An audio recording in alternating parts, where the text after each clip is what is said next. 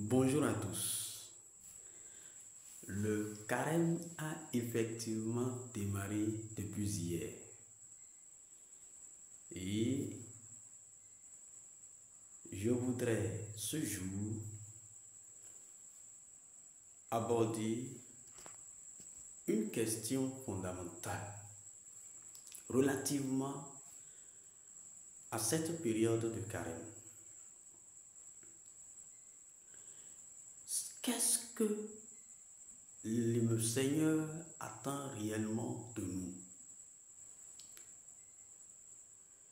Nous savons tous que le carême a démarré. Et hier, nous nous sommes massivement rendus à l'église pour recevoir la marque de cendre en signe de croix au front. Nous avons participé activement à la célébration eucharistique. Et nous savons tous que cette période est marquée par la prière, l'aumône et le jeûne.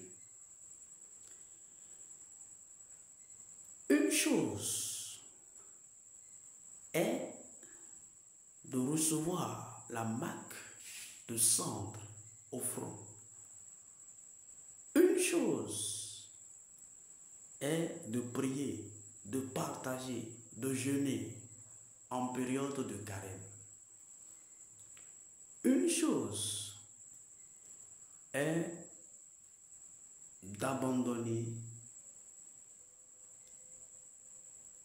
la boisson en période de carême. Mais une autre est plus importante. La finalité, le but de ce temps de carême. Quel est le but poursuivi par l'Église en instituant ce temps de carême?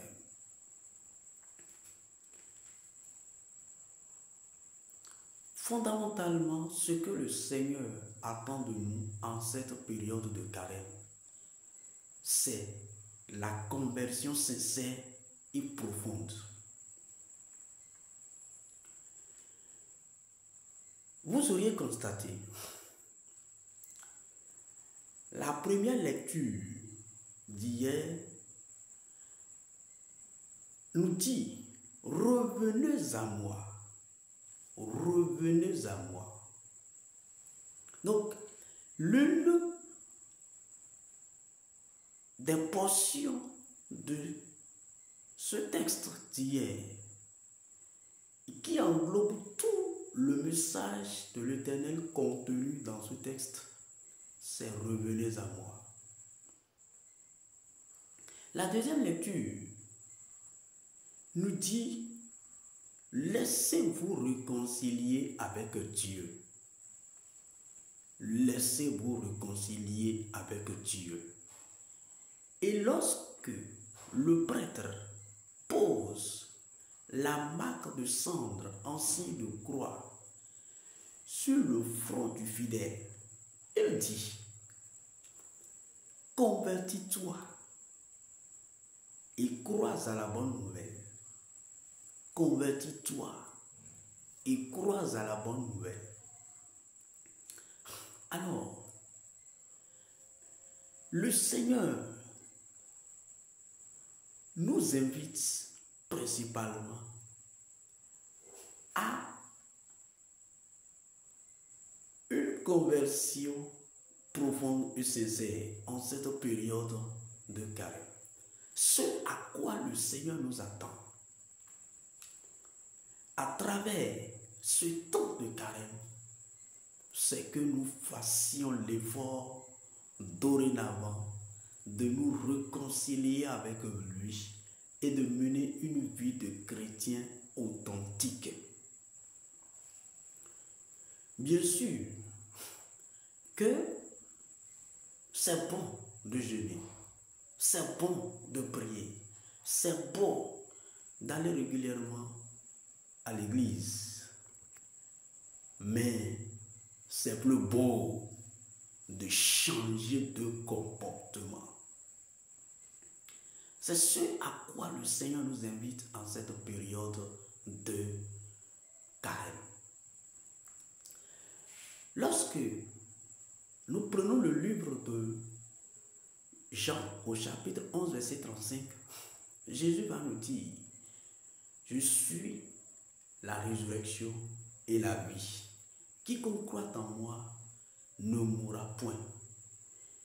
Et même quand il meurt, il vivra. La parole que le prêtre prononce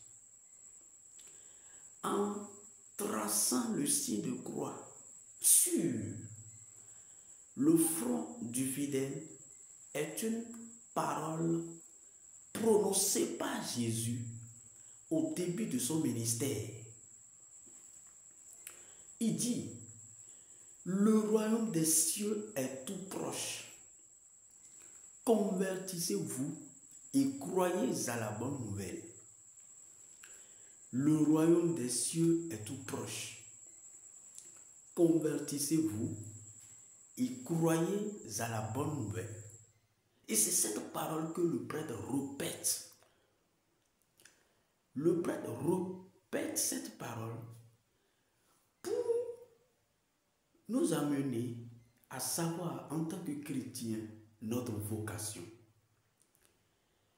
La vocation qui est adressée à tout chrétien, c'est la sainteté. Nous sommes invités à mener une vie de sainteté afin d'avoir part au royaume des cieux. Nous cheminons vers la Pâque. Le jour où nous commémorons, célébrons la résurrection de notre Seigneur et Sauveur Jésus-Christ. Ce qui rend disponible le salut pour toute personne. Bien sûr que ce n'est pas sa passion, sa mort et sa résurrection qui nous rend disponible le salut. Donc nous cheminons vers la Pâque, vers le royaume des cieux. Il dit, le royaume des cieux est tout proche. Convertissez-vous et croyez à la bonne nouvelle. Et la condition sine qua non pour bénéficier des fruits de ce temps de carême est de changer de comportement, changer de vie et croire à la bonne nouvelle. Bien sûr, Jésus est la résurrection et la vie. Mais il dit, quiconque croit en moi, croire en Jésus a des implications. L'une des implications fondamentales, indispensables de croire en Jésus, c'est le changement de vie. Il est écrit dans le livre de 2 Corinthiens au chapitre 5, verset 17. Lorsque quelqu'un est uni au Christ, il devient une créature nouvelle. Les choses anciennes s'en ont allé, mais de nouvelles choses apparaissent. Donc, quand tu crois au Christ, tu décides de marcher à la suite du Christ, tu es invité à changer de comportement et à croire à l'évangile. C'est ce à quoi l'Église nous invite à travers cette période de carême. Fidèles chrétiens et fidèles catholiques, si tu traverses ce temps de carême sans changer de comportement, sans changer de vie, tu as perdu ton temps. Tu as perdu ton temps. Le carême n'est pas une formalité. ce n'est pas une formalité. C'est plutôt un devoir d'un bon chrétien. C'est un devoir d'un bon chrétien. Ce n'est pas une formalité. C'est une obligation pour tout bon chrétien. Parce que dans notre marche avec le Christ, nous tombons très souvent. Nous ne sommes pas toujours restés fidèles.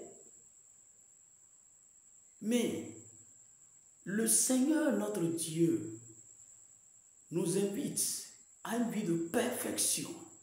Matthieu 5, verset 48.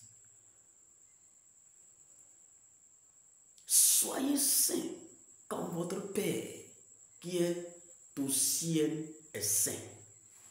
Donc, nous sommes invités à une vie de sainteté. Je veux qu'il y ait de la joie au ciel à cause de toi en cette période de carême. Oui, parce que Jésus nous dit dans Luc 15, verset 10, il y a de la joie au ciel pour un seul chrétien, pour un seul pécheur qui se convertit que pour 99 autres personnes qui n'ont plus besoin de conversion. Donc, indispensablement, ce que le Seigneur attend de nous en cette période de carême, c'est notre conversion, notre nouveauté, notre engagement à marcher fidèlement à la suite du Christ. Tu as donc intérêt à relever ce défi. Tu vivais dans la fornication. À partir de ce moment de carême, tu dois laisser cela. Tu vivais dans le concubinage. À partir de ce moment de carême, tu dois t'engager pour la régularisation de ta situation. Tu volais, tu mentais, tu étais infidèle à ton époux ou à ton épouse. Tu n'étais pas régulier à la messe. Tu étais un chrétien du dimanche ou une chrétienne du dimanche. À partir de ce moment de carême, tu dois devenir un chrétien sincère, authentique. Un chrétien qui a une vie de témoignage, qui est un modèle. Tu dois apprendre à partir de cet instant à marcher, à imiter ton Seigneur et Sauveur Jésus-Christ. Il est écrit dans la lettre de Saint Paul aux Corinthiens au chapitre 11, verset 1. Imitez-moi comme moi aussi j'imite le Christ. Imitez-moi. Donc, l'apôtre Paul nous invite à l'imiter. Comme lui-même, il imite le Christ de notre Seigneur. Donc, en cette période de carême, ce que le Seigneur attend de toi, en tant que bon chrétien, c'est la conversion ou la reconversion. Parce qu'il se peut que tu sois déjà un chrétien converti, mais il reste toujours à faire. D'autant plus que la perfection n'est pas quelque chose de facile. Donc, il reste toujours à faire. La conversion doit être personnelle et journalière. Abandonnez tout ce qui n'honore pas le nom de Dieu et marchez à la suite du Christ, fidèlement, respectueusement, docilement, pour que le dernier jour, le Seigneur puisse nous dire, serviteur bon et fidèle, entre dans la joie de ton maître. Que Dieu vous bénisse.